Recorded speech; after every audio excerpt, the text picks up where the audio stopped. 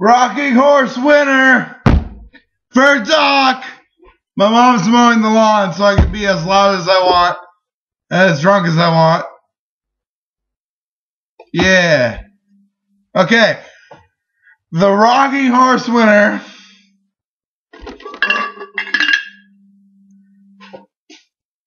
by D.H. Lawrence. We'll be right back.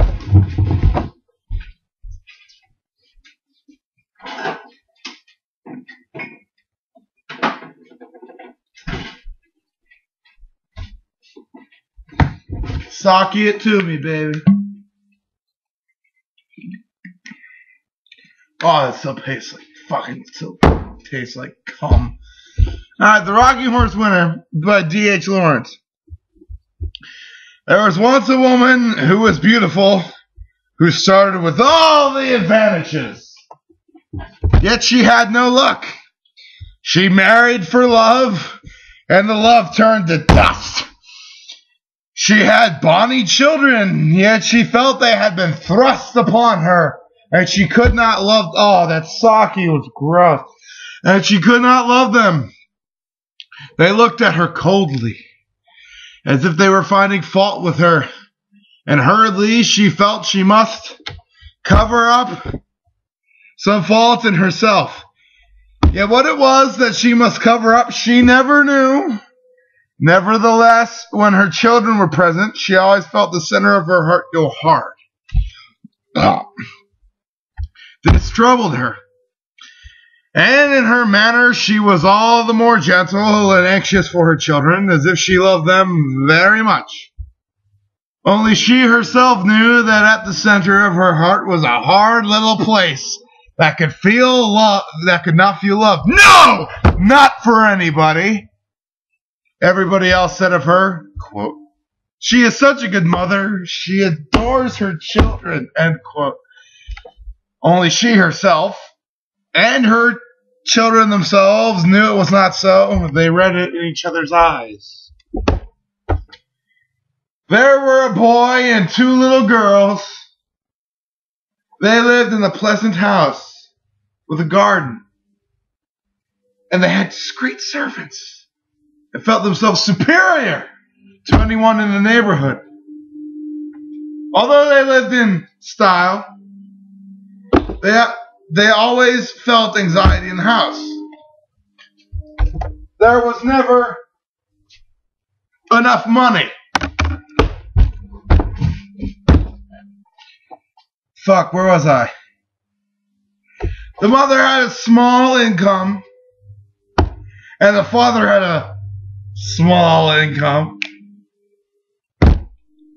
but not nearly enough for the social position which they had to keep up.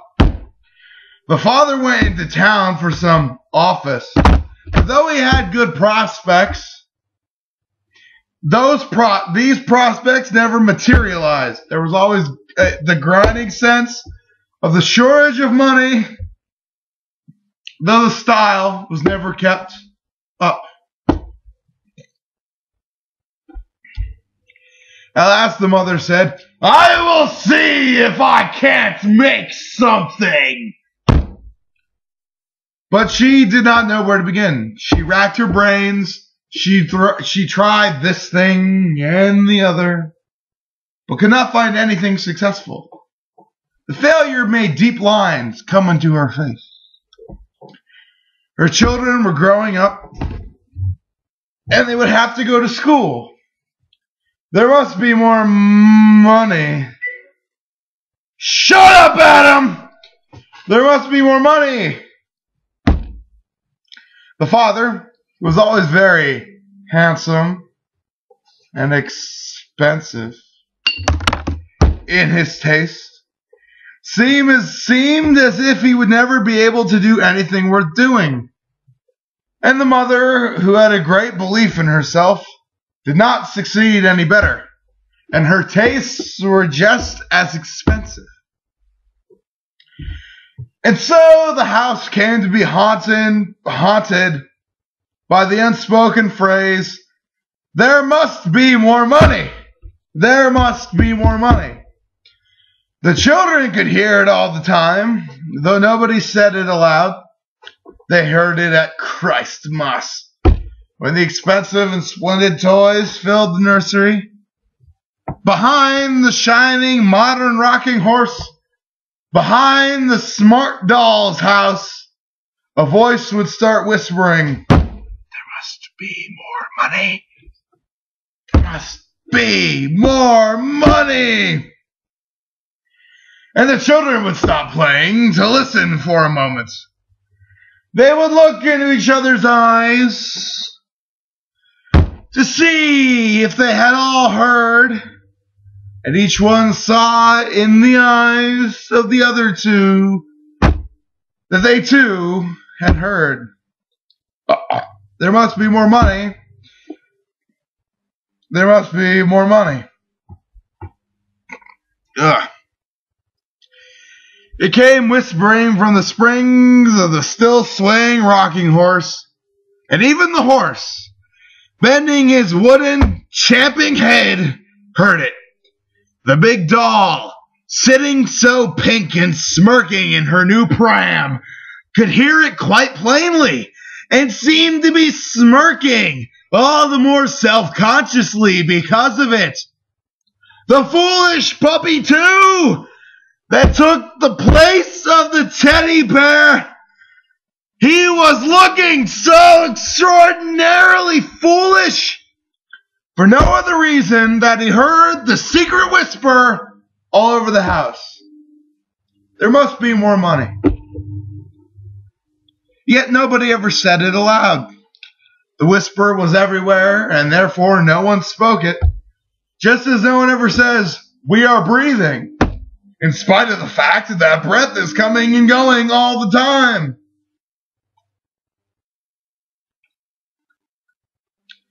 "Mother," said the boy Paul one day, "why don't we keep a car of our own?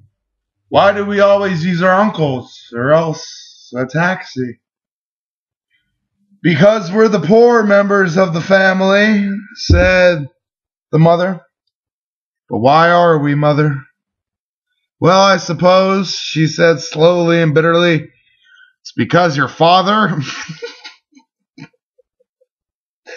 "It's because your..."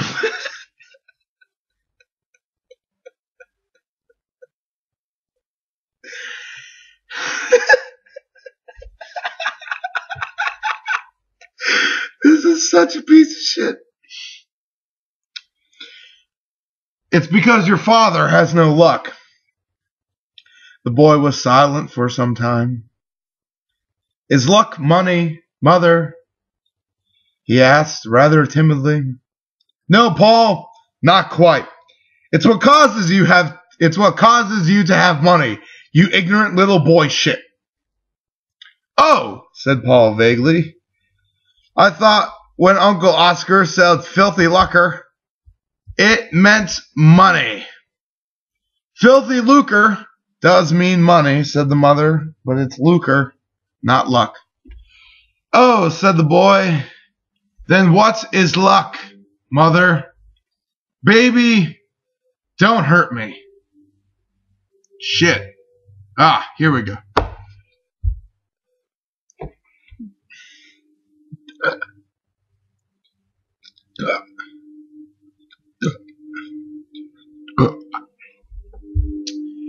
It's what causes you to have money. If you're lucky, you have money. That's why it's better to be born lucky than rich. If you're rich, you may lose your money, but if you're lucky, you will always get more money.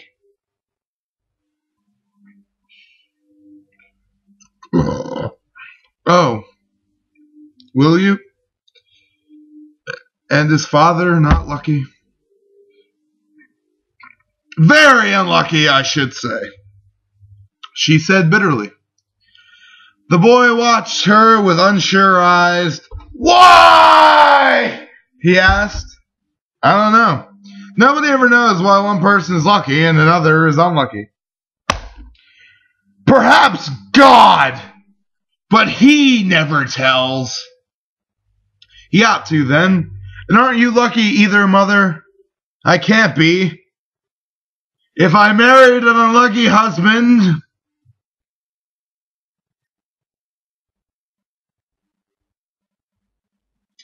but by yourself, aren't you? I used to think I was before I was married. Now I think I am very unlucky indeed. Fucking cunt. Why? Well, never mind. Perhaps I'm not really, she said. The child looked at her to see if she meant it, but he saw by the lines of her mouth that she was only trying to hide something from him. Well, anyhow, he said stoutly, I'm a lucky person. Why, said his mother with a sudden laugh. He stared at her. He didn't even know why he had said it. God told me. He reassured. Fuck. Where was I? He asserted, brazening it out. I hope he did, dear, she said, again with a laugh. Ha! But rather bitter. Ha! He did, mother. Excellent, said the mother, using one of her husband's exclamations, which was actually a fucking word and not an exclamation. Everyone says fucking excellent when something goes well. The boy saw she did not believe him, or rather that she paid no attention to his assertion. This angered him somewhere. It made him want to compel her attention. Wait, hold on. Let me see how much longer this is. Oh my fucking god. Okay, look. I'm gonna stop there. This story fucking sucks worse than I remembered it. It's been 12 minutes. I'm gonna stop.